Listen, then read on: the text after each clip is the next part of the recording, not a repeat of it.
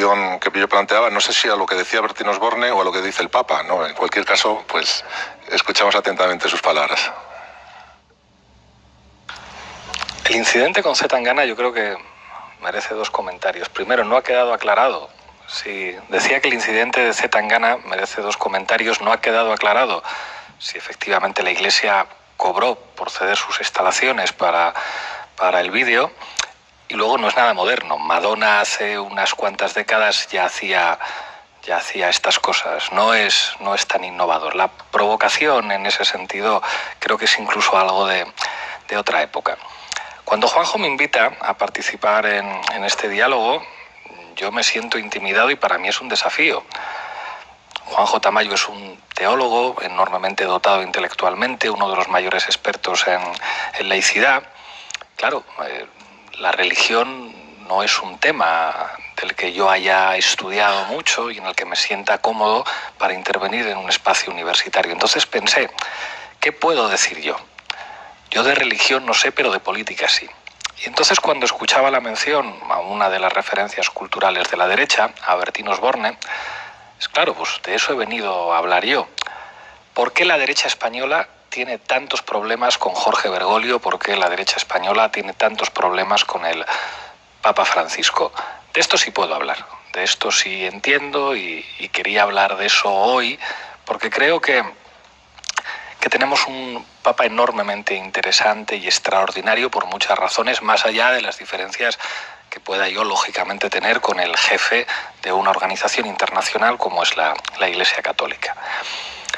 Es el primer Papa no europeo en 1300 años, desde que un sirio conocido como Gregorio III fue Papa, 1300 años. No ha habido al frente de la Iglesia Católica un Papa no europeo. No es un asunto menor. Y ya se ha visto en México hace poco que no es un asunto menor.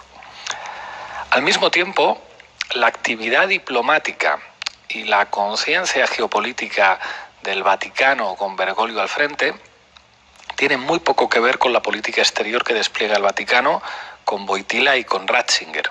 Y esto es una evidencia. Bergoglio critica el belicismo de los Estados Unidos, critica la política migratoria de Donald Trump, defiende abiertamente el diálogo en Venezuela entre oficialismo y oposición, critica las políticas de austeridad en el sur de Europa.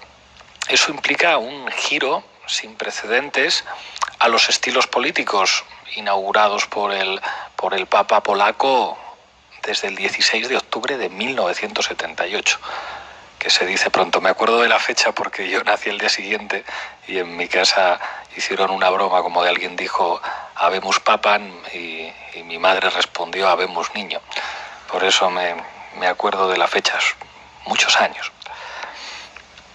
Francisco, en una exhortación apostólica muy importante, Evangelii Gaudium, dice, y cito literal, que hay ideologías que defienden la autonomía absoluta de los mercados y la especulación financiera y que esas ideologías son causantes de la desigualdad y que esas ideologías menoscaban el derecho de control de los estados encargados de velar por el bien común, instaurando, cito literal, la exhortación apostólica del Papa, una nueva tiranía invisible.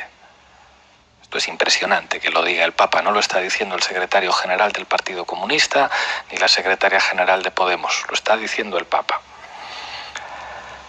Francisco se atreve a decir específicamente que la economía dominante, que el capitalismo mata y que tras esta economía se esconde, cito literal, el rechazo de la ética y el rechazo de Dios. Esto lo dice el Papa, que además reivindica el ecologismo político en una encíclica, en Laudato Si, en la que habla abiertamente de ecología. Y además, por lo que respecta a España, el Papa defiende el diálogo en Cataluña, dice que quizá hay heridas históricas de los españoles del siglo XX no cerradas y, para colmo ya, hace pocos días pide perdón por la colonización y por el papel de la Iglesia en la conquista de México. Y a partir de ahí ya se desatan los infiernos en la derecha española, que sin complejos y sin matices se atreven a criticar abiertamente nada más y nada menos que al jefe de la Iglesia Católica. Esto no es tan novedoso. Lo que pasa es que veníamos muy mal acostumbrados con Wojtyla. Cuando a la derecha española no le ha gustado un papa, lo han dicho siempre. Es el caso de Giovanni Battista Montini, Pablo VI, que cuando era arzobispo de Milán, por haber pedido clemencia para antifranquistas condenados a muerte, fue objeto de manifestaciones de falangistas en España. Manifestaciones frente a la Embajada de Italia en la que decían, a veces la derecha española tiene su gracia, Sofía Loren sí, Montini no. Un periodista del régimen llegó a dirigirse, a escribir del que fuera papa, cuando fue elegido papa con el nombre de Pablo VI, Emilio Romero, a referirse a Montini como Tontini. Este era el estilo de la derecha española a la hora de referirse a un papa que fue favorable a la transición, que apoyó las posiciones de Tarancón, que después serían corregidas por Wojtyla. Quiero decir que la derecha critique a un papa no es algo tan novedoso. Forma parte de un estilo de la derecha española en la que les gusta la democracia si ganan ellos. Lo expresó el otro día de manera cristalina Vargas Llosa diciendo, hombre, lo importante no es que haya libertad para votar, lo importante es votar bien. Pero incluso cuando es el Espíritu Santo el que inspira a los cardenales para elegir un papa, tiene que inspirarles bien, porque si les inspira mal, la derecha española contra el Espíritu Santo y contra el papa. Y este papa demostró una sutileza enorme a la hora de entender la situación que está viviendo España en una reunión que mantuvo con el presidente del gobierno la misma semana en la que Vox presentaba una moción de censura contra el gobierno de coalición. Y allí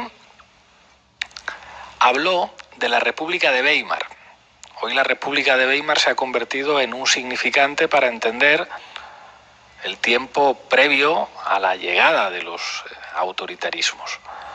En la República de Weimar, su gran lección es que los nazis llegaron al poder gracias a que les abrieron las puertas la derecha alemana.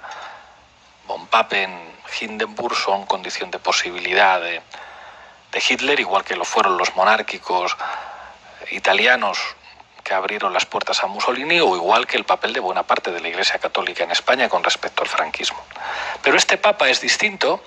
Este papa le habla al presidente del gobierno de la República de Weimar y le cita a un historiador y periodista muy interesante. Esto lo contaba Enric Juliana, Zygmunt Ginsberg. Zygmunt Ginsberg era militante del Partido Comunista Italiano, de familia judía, y ha escrito un libro recientemente que se llama Síndrome 1933, en el que habla del síndrome de Weimar y en el que se preocupa de la situación actual de algunos países europeos en los que prevé que podría haber una regresión autoritaria. Esto lo dice el autor al que cita Bergoglio para hablar a Pedro Sánchez de la situación de España. Claro, es normal que la derecha le odie. En España, en este contexto, hay un proyecto reaccionario que no tiene solamente brazos políticos. Los brazos políticos son evidentes. La ultraderecha de Vox, el giro hacia posiciones de ultraderecha del propio Partido Popular, que es evidente escuchando a sus dirigentes y después del empuje demostrado por Ayuso, no es solamente una cuestión de derecha política, hay también una derecha judicial echada al monte, y lo de echada al monte no es exagerado, hay una situación de ocupación del Consejo General del Poder Judicial, de nombramiento de jueces con las funciones caducadas del Consejo, en un contexto en el que todo el mundo recuerda aquel mensaje de WhatsApp de Cosidó diciendo que el Partido Popular controlaba la sala segunda del Tribunal Supremo presidida por Marchena por detrás, la misma sala que con dos votos particulares muy llamativos ha condenado para escándalo de decenas de juristas a Alberto Rodríguez en una condena inexplicable y digamos que cada día se van sucediendo situaciones judiciales que llaman la atención. Que una jueza que fue alto cargo del Partido Popular ante una denuncia de Vox, impute al presidente del Centro de Investigaciones Sociológicas porque no le gustan sus encuestas, es bastante fuerte. Es decir, en el movimiento reaccionario que ha definido sin problemas al gobierno de coalición como gobierno ilegítimo, hay partidos políticos, hay jueces, hay militares, esperemos que solamente en la reserva, que dicen que habría que fusilar a 26 millones de españoles. Hay algunos jefes de la Guardia Civil, como Pérez de los Cobos. Hay, por supuesto, derecha mediática, Ana Rosa Quintana, Carlos Herrera, Federico Jiménez, Los Santos, todas las redes que mueven los grandes grupos de comunicación en España que controlan lo que ve, lee y escucha el 80% de la población. Pero si esto lo comparamos con la historia del siglo XX en España, falta un actor, y no por falta de ganas de algunos obispos españoles. Ese actor es la Iglesia Católica. Y eso es por Bergoglio. Porque la Iglesia Católica, a pesar de los obispos españoles, es una organización internacional jerarquizada en la que el jefe es Bergoglio. Y porque el jefe es Bergoglio, Omeya es el presidente de la Conferencia Episcopal y en Madrid está el cardenal Osoro.